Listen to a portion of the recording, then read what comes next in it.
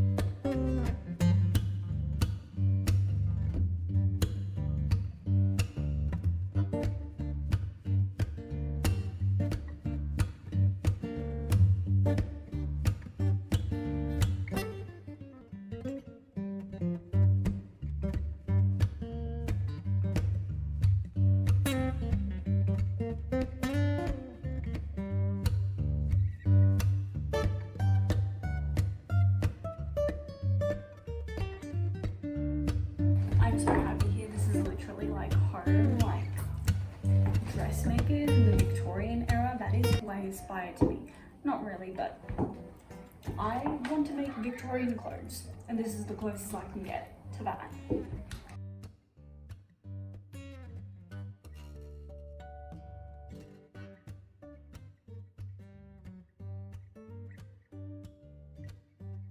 Right, we are here in Flagstaff Maritime Village. I should hopefully be able to give you a little bit of a voiceover of the main general gist of this place. But again, it's like a Victorian seaport that used to accept shipments, accept people coming over here. And yeah, and that's kind of how Warrnambool got its start as a whole, and why there's now a really pretty village here. Practical footwear? Never heard of her. I've run up and down these stairs. Oh, well, there's the rest of them down there. More times than I can count, looking for my family, because sometimes I think they're down there, and then I go up, filming. Whew, this is crazy. Impractical shoes, but that doesn't matter. So as I mentioned Completely earlier, a side point. Warrnambool Completely a as side point. itself, as a British colony city, got its start in the 19th century, a little bit earlier in the 18th century as well, from just the ships that would come and dock here, mostly in the 19th century because Australia was only overcome by the British at the very, very end of the 18th century. But there was a lot of ships that would dock here, and it was a popular spot because it arrives before Port Phillip Bay if you're coming from England, if you're coming via Perth, and so they would stop here. And currently Flagstaff Hill, it's more sort of a museum, obviously, just an ode to this history, and also they have the largest shipwreck artifact collection in all of Australia, and that is probably because of their proximity to the shoreline or the particular stretch of shoreline of Victoria's coast, which is really, really rocky, and especially for ships that were arriving here in the night on darker, stormier nights, just those kinds of scary movie nights. They would not be aware of the rocks, like just tiny rocks that hid right below the surface of the water, and they wouldn't be able to navigate their way through them. And so we call it Shipwreck Coast because of how many shipwrecks happen there. And particularly one of the more famous, it does feel kind of upsetting to say that, one of the more famous shipwrecks that happened that Flagstaff Hill do have the artifacts of is the Lockhart. And so the light laser show that we're going to see later in this episode, that is based on the Lockhart. And the Lockhart was a ship that was bound for Melbourne in 1878, and it was loaded with passengers and cargo, and it also ran ashore on those rocky little patches on Australia's southern coastline. And so that ship, it sank, and there were only 2 actual survivors. One was one of the passengers, Ava Carmichael, and the other was Tom Pearce, who was an apprentice upon the ship, and so he was a sailor and all that.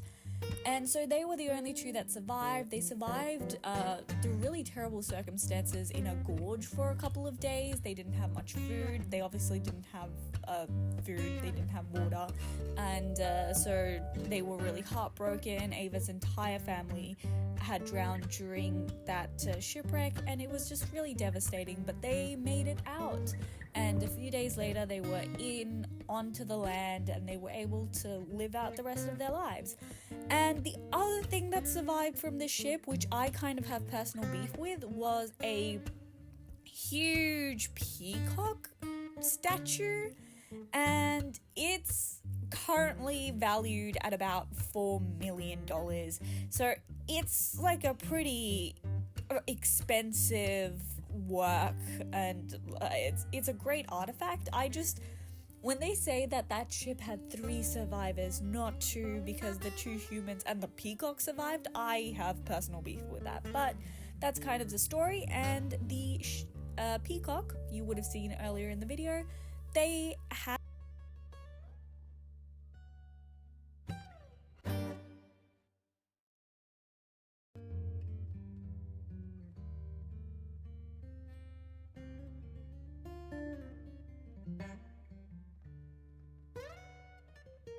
I mean, the only issue with places like these is I love being in them, but they're not generally a very good viewing experience because I'm kind of just walking around in a very old town and I get the experience, but you don't. So that's kind of sad, but either way, hopefully you're enjoying all of these aesthetic shots interrupted by me suddenly talking.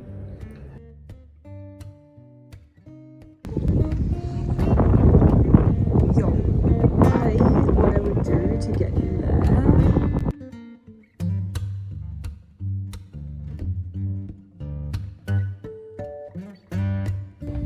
Yeah, that's not creepy at all. They also give children like this puzzle game to solve, and oh yep, they're on their way. And they just get to run around town, mostly unassisted, depending on how old your kids are. Our kids are 12-ish, so they're good to basically run around while we sit and chill and do our own thing, just as long as they can promise to meet us soon afterwards. I am supervising right now though. We're a little bit scared for them.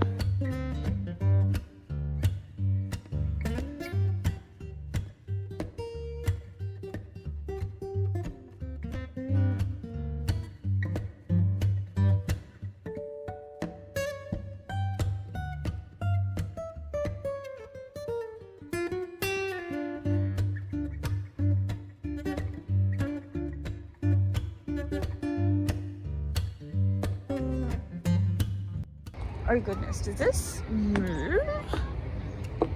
I swear if I get on it and it moves, it does sort of move, but it does move. but at least it doesn't swing side to side, question mark. Anyways, you know, I like it. It's pretty, actually. Look at the town over there.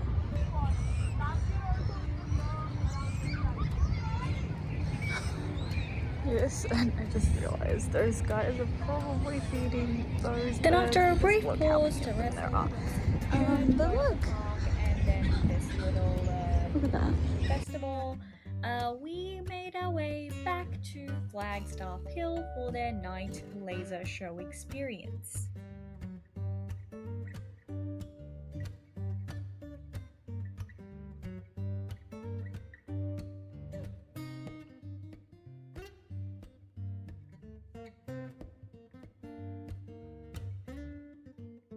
Very matter.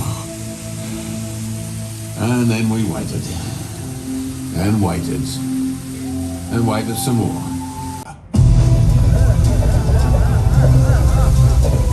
The Lockhart was sung. The giant pottery peacock destined for the great exhibition in Melbourne. By some miracle, it was salvaged almost intact.